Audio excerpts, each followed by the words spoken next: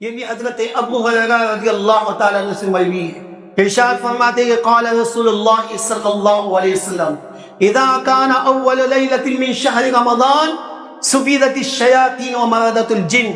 وغلقت ابواب النار فلم يفتح منها باب وفتح ابواب الجنہ فلم يغلق منها باب وينادي مناد كل ليلة يا باغي الخير اقبل ويا باغي الشر اقصر وَلِلَّهِ عَزَّ وَجَلْ عُتَقَاءُ مِنَ النَّارِ وَذَلِكَ عِنْدَ كُلِّ لَيْلَةٍ۔ اس حدیث پاک میں بھی آقا کریم صلی اللہ علیہ وسلم نے ارشاد فرمایا کہ جب رمضان کی پہلی شب ہوتی ہے تو انشاءاللہ تبارک و تعالی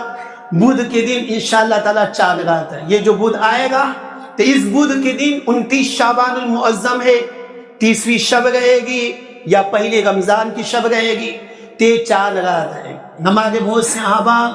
چاند دیکھنے کی کوشش بھی نہیں کرتے، حالانکہ جس طرح سے نماز پڑھنے کا ایک ثواب ہے، روزہ رکھنے کا ایک ثواب ہے، خدا کی راہ میں مال خرچ کرنے کا ایک ثواب ہے، اسی طرح سے ہر مہینے کا چاند دیکھنا بھی ثواب کا، چاہے چاند نظر آئے یا نہ نظر آئے، لیکن چاند دیکھ رہے ہیں اللہ اس کے حبیب صلی اللہ علیہ وسلم کے حکم پہ عمل کرتے ہوئے تو اللہ تبارک تعالیٰ اس کا ثواب بھی بندوں کو عطا فرمائے۔ تعزیزان ملت اسلام، یہ بدھ کا دن آئے گا تو بدھ کا دن جانے کے بعد میں جو مغرب لگے گی وہی کیا ہے، چاند رات ہے، تو اس چاند رات میں سبھی لوگ اپنی اپنی ذمہ داریوں کو محسوس کرتے ہوئے چاند دیکھنے کی کوشش کریں۔ تو اگر چاند نظر آ گیا تو انشاءاللہ تعالی رمضان کی شب مبارک لگ جائے گی، تو اسی شب مبارک کے تعلق سے میرے مصطفیٰ کریم صلی اللہ علیہ وسلم ارشاد فرماتے ہیں کہ اذا کان اول لیلۃ من شہر رمضان، کہ جب رمضان المبارک کا چاند نظر آ جاتا ہے، رمضان المبارک کی پہلی شب آتی ہے، تو فرمایا کہ اسی شب سے تمام شیاطین کو اور سرکشی کرنے والے جناتوں کو زنجیروں میں باندھ کر کے رکھ دیا جائے گا۔ اس کے بعد فرمایا وَغُلِّقَتْ أَبْوَابُ النَّارِ، جہنم کے جتنے دروازے ہیں ان تمام دروازوں کو بند کر دیا جائے، اور فرمایا کہ کب تک بند رہتے ہیں، کہ جب تک رمضان المبارک باقی ہے، جب تک عید کا چاند نظر نہیں آ جاتا تب تک ان جہنم کے تمام دروازوں کو بند رکھا جاتا ہے، جنت کے تمام دروازوں کو کھول دیا جاتا ہے۔ تب کب تک کھلے رہتے ہیں، جب تک عید کا چاند نظر نہیں آ جاتا تب تک جنت کے تمام دروازے کھلے گئے تھے۔ یہ اللہ تعالیٰ کی طرف سے انعام ہے کہ بندہ جنت کا طلبگار بن جائے، بندہ جہنم سے اپنے آپ کو آزاد رکھنے کے لیے خدا کی بارگاہ میں دعا کرنے والا بن جائے۔ اس کے بعد آگے فرما وَيُنَادِي مُنَادٍ كُلَّ لَيْلَةٍ، کہ ہر رمضان کی ہر شب میں ندا دینے والا ندا دیتا ہے، آواز لگانے والا آواز لگاتا ہے، کیا یا باغی الخیر اقبل، کہ اے نیکی کے چاہنے والے، اے بھلائی کے طلب کرنے والے، پیچھے مت رہے، آگے بڑھ، آگے بڑھ، نیکیاں کر،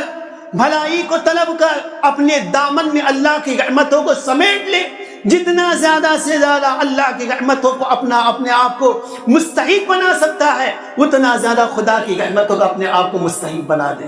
اور کیا اعلان ہوتا ہے وَيَا بَاغِيَ الشَّرِّ أَقْصِرْ، کہ اے برائی کرنے والے،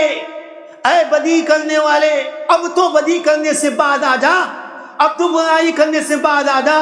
برائی کو پیچھے چھوڑ دے، نیکی کی طلب میں آگے بڑھ جا، تاکہ تجھے اللہ تعالیٰ کی رحمتیں تجھے زیادہ سے زیادہ میسر آ جائے۔ اس کے بعد اللہ تبارک و تعالیٰ ہر شب میں جو ایمان والے بندے ہیں، جو اپنے گناہوں کی بنیاد پر جہنم کی مستحق ہوئے ہیں، فرمایا کہ اللہ تعالیٰ ہر شب میں اللہ تبارک و تعالیٰ ایمان والے بندوں کو جہنم سے آزادی عطا فرمائے۔ یہ اللہ تبارک و تعالیٰ کی انعامات والا مہینہ ہے۔ تعزیزان ملت اسلامیہ، یہ ساری فضیلت ہمیں بیان کرنے والی ذات کس کی؟ اللہ کے حبیب صلی اللہ علیہ وسلم۔ میرا عزیز ایک بات بتائیے کہ رمضان المبارک کے مہینے میں اللہ تعالیٰ نے اس قدر فضیلتیں رکھی ہے، جنت ہے، جنت کے دروازے کھول دیے جاتے ہیں، پورے مہینے میں جنت کا کوئی بھی دروازہ بند نہیں کیا جاتا، جہنم ہے، جہنم کے سارے دروازے بند کر دیے جاتے ہیں، پورے ماہ مبارک میں جہنم کا کوئی دروازہ نہیں کھولا جاتا، شیاطین کو جکڑ دیا جاتا ہے، سرکشی کرنے والے جناتوں کو باندھ دیا جاتا ہے، ہر رات میں اللہ تعالیٰ اتنے جہنمیوں کو جہنم سے آزادی کا پروانہ عطا فرماتا ہے۔ میرے عزیز یقین سے بتانا کہ کیا ہم نے جنت کو دیکھا ہے؟ کیا ہم نے جہنم کو دیکھا ہے؟ کیا ہم نے رمضان المبارک کی ان فضیلتوں کو اپنی آنکھوں سے دیکھا ہے؟ کیا ہم نے یہ دیکھا کہ جنت کے دروازے کھول دیے گئے؟ کیا ہم نے یہ دیکھا کہ جنت کا کوئی دروازہ بند نہیں ہو رہا ہے؟ کیا ہم نے یہ دیکھا کہ جہنم کے دروازے بند کر دیے گئے اور اس کا کوئی بھی دروازہ کھولا نہیں جا رہا ہے؟ یقیناً ہم کہیں گے کہ ہم نے اس میں سے کوئی بھی چیز دیکھی نہیں ہے، لیکن ہم نے ان کی باتوں پر ایمان لائے ہیں جو اپنی آنکھوں سے سب کچھ دیکھ لیا، جن کے تعلق سے امام اہل سنت فرماتے ہیں اور کوئی غیب کیا تم سے نہا ہو بلا جب نہ خدا ہی چھپا تم پہ کرو۔ عزیزان ملت اسلامیہ، یہ میرے آقا کی شان ہے کہ ہم غلاموں کو غیب کی باتیں بتاتے ہیں۔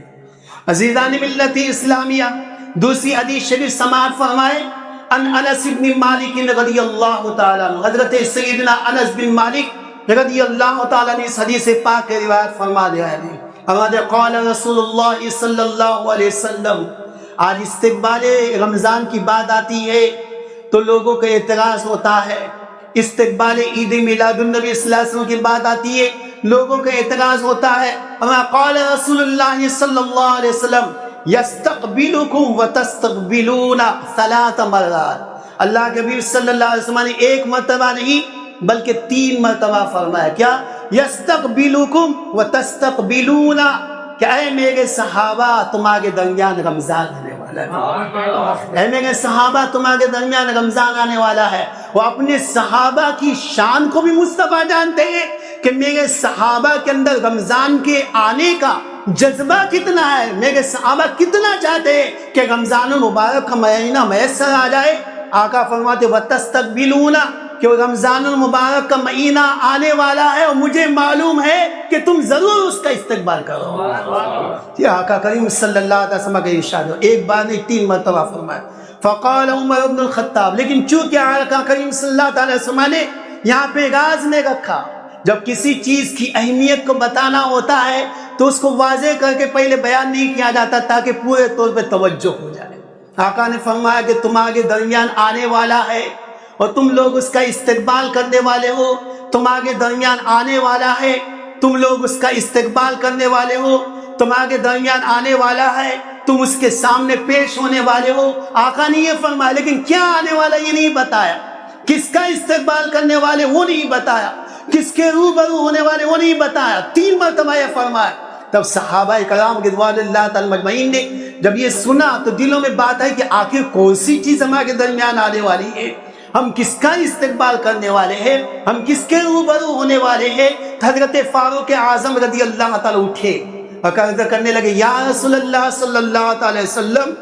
وحی نزل، کہ کیا یا رسول اللہ کیا کوئی وحی نازل ہونے والی ہے،